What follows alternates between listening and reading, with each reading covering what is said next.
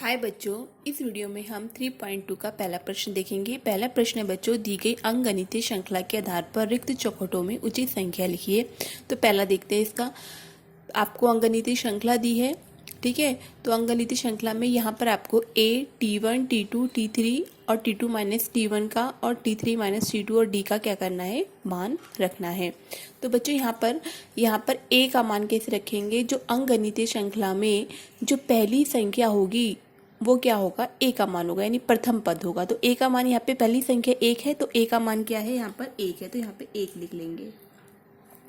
उसके बाद T1 और A ये दोनों क्या होते हैं, एक ही होते हैं। A को हम प्रथम पद को A भी बोलते हैं और T1 भी बोलते हैं, ठीक है। तो T1 मतलब A, तो A की संख्या कितनी है, 1, तो यहाँ पर T1 का मान भी कितना होगा, 1 होगा। T2 मतलब अंकगणितीय श्रृंखला का दूसरा पद। यहाँ पे दूसरा पद क्या है बच्चों, यहाँ पर 8 है, तो यहाँ पे T2 के स्थान पर हम 8 लिखेंगे। उसके बाद T3 मतलब होता है अंकगणितीय श्रृंखला का तीसरा पद। यहाँ पे ये पहला पद, ये दूसरा और तीसरा पद क्या है, 15। तो यहाँ पे T3 के स्थान पर हम क्या लिखेंगे बच्चों, 15 लिखेंगे, ठीक है। अब उसके बाद T2 माइनस के T1 लिखा है यहाँ पे। तो T2 का मान यहाँ पे कितना है, 8। तो इस T2 के स्थान पर यहाँ पर हम क्या लिखेंगे, 8 लिखेंगे। उसके बाद माइनस का निशान दे रखा है। T1 का मान कितना है, 1। तो इस T1 के स्थान पर हम क्या लिखेंगे, यहाँ पे 1 लिखेंगे। 8 में से 1 को घटाकर इस वाले बॉक्स में 7 लिखेंगे। अब T3 माइनस के T3 माइनस T3 का मान कितना है, यहाँ पे 15। तो इस T3 के स्थान पर यहाँ पे बॉक्स में 15 लिखेंगे, माइनस का निशान। T2 का मान कितना है, यहाँ पर 8। तो इस T2 के स्थान पर यहाँ पर 8 लिखेंगे। 15 में से 8 को घटाएंगे, कितना आएगा, 7। उसके बाद पूछा है डी मतलब क्या होता है, जब हम जो घटाकर सामान्य अंतर, डी मतलब क्या होता है, सामान्य अंतर जो हमने घटाकर निकाला है और हमारा आंसर कितना आया है, 7 आया है। तो यहाँ पर डी बराबर भी कितना आएगा, 7 आएगा। उसके बाद दूसरा देखते हैं।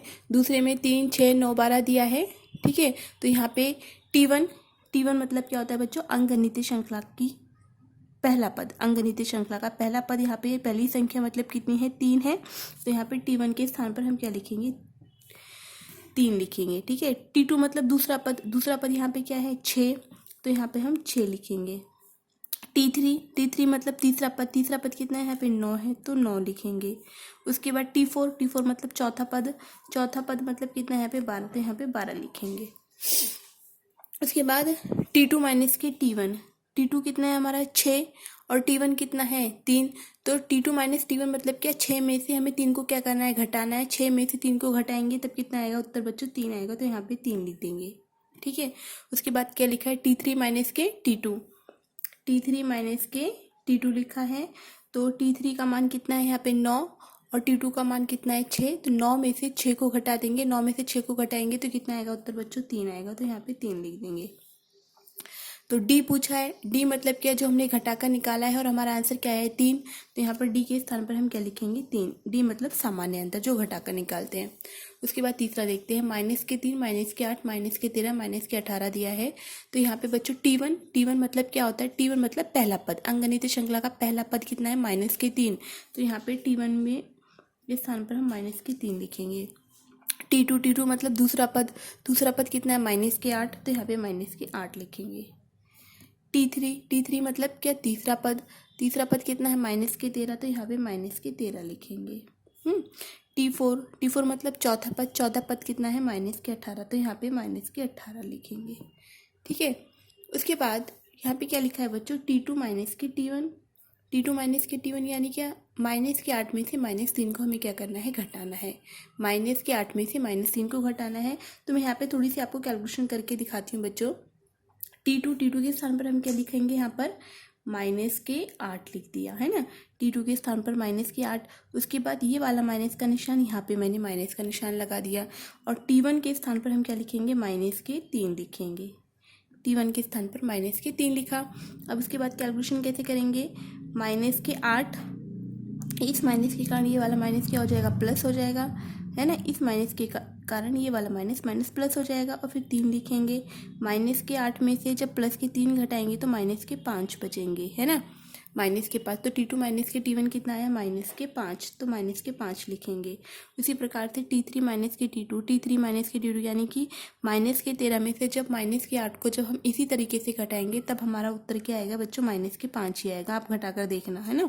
उसके बाद यहाँ पर पूछा ए मतलब क्या होता है T1, ए मतलब T1, तो T1 का मान कितना है माइनस के 3, वही ए का मान होगा, तो यहाँ पे हम लिखेंगे माइनस के 3। डी मतलब क्या होता है सामान्य अंतर, जो अभी हमने घटाकर निकाला है T2 माइनस के T1 को और T3 माइनस के T2 को, तो यहाँ पर हमारा घटा के जो उत्तर आया माइनस के 5 वही किसका मान होगा, डी का होगा, तो यहाँ पे बॉक्स में लिखेंगे माइनस के 5। इसके बाद यहाँ पर देखो 70, 60, 50, 40 है ना, तो यहाँ T1 मतलब पहला पद यहाँ पे कितना है बच्चों 70 है, तो T1 मतलब 70 लिखेंगे। T2 मतलब दूसरा पद कितना है हमारा 60, तो यहाँ पे 60 लिखोगे। उसके बाद T3 मतलब तीसरा पद कितना दिया है 50, तो यहाँ पर 50 लिखेंगे। ठीक है। उसके बाद ए मतलब क्या होता है T1 का मान, यहाँ पर T1 का मान कितना है 70, तो 70 लिख देंगे। डी कैसे निकालेंगे, दूसरे में से पहले पद को घटाकर निकालेंगे। डी कैसे निकालेंगे, T2 माइनस के T1, तो T2 कितना है 60 और ये 70, 60 में से जब माइनस के 70 घटाएंगे तो हमारा उत्तर कितना आएगा बच्चों, माइनस के 10 आएगा। ठीक है। तो इस प्रकार से हमने 3.2 का पहला प्रश्न किया। अब अगला प्रश्न हम अगली वीडियो में देखेंगे।